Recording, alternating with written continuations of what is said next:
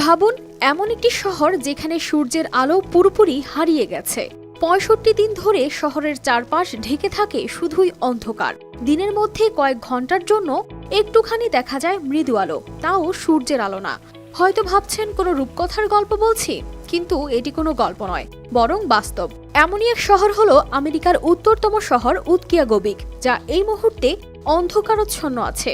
আর এই ঘটনাকে বলা হয় পোলার নাইট। উৎকিয়াগোবিক আলাস্কার এই ছোট্ট শহরটি প্রতি বছর ৬৫ দিনের জন্য সূর্যহীন সময়ের মুখোমুখি হয়। চলতি বছরের ২৩ নভেম্বর থেকে শুরু হয়েছে এই অন্ধকার, যা চলবে আগামী বছরের ২২ জানুয়ারি পর্যন্ত। এই সময় সূর্য দিগন্তের উপরে ওঠে না, তবে এই অন্ধকার পুরোপুরি রাতের মতো নয়। বাসিন্দারা দিনের মধ্যে কয়েক ঘন্টার জন্য মৃদু আলো উপভোগ করেন। সূর্য দিগন্তের ঠিক নিচে থাকায় এক ধরনের ক্ষীণ আলো চারপাশকে কিছুটা আলোকিত করে তোলে। এটি দিন আর রাতের মাঝামাঝি একটি মায়াবী পরিবেশ তৈরি করে। তবে প্রশ্ন হচ্ছে, পোলার নাইট কেন ঘটে? মূলত পৃথিবীর ঢালের কারণে এটি হয়। আমাদের পৃথিবী যখন সূর্যের চারপাশে ঘোরে, তখন এটি ২৩.৫ ডিগ্রি কোণে হেলে থাকে। এই ঢালটির জন্য শীতকালে পৃথিবীর উত্তর মেরু সূর্যের দিকে মুখ করে থাকে না, ফলে উত্তর মেরুর কাছাকাছি এলাকাগুলো সরাসরি সূর্যের আলো পায় না। সূর্য দিগন্তের নিচে অবস্থান করে, আর তাই সেখানে দিনের বেলাতেও রাতের মতো অন্ধকার থাকে।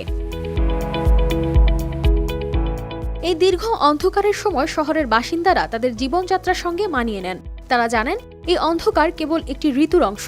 জানুয়ারির ২২ তারিখে দুপুরে আবার ফিরে আসবে সে আলো, এবং আলোর এই ফিরে আসা তাদের জন্য হবে এক নতুন দিনের সূচনা।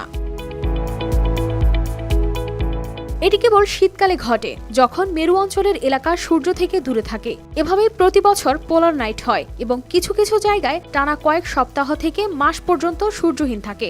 ৬৫ দিনের অন্ধকার কাটিয়ে যখন সূর্যের প্রথম কিরণ উৎকিয়াগোবিকের মাটিতে পড়বে, তখন এটি হবে কেবল আলোর নয়, নতুন জীবনেরও উদযাপন।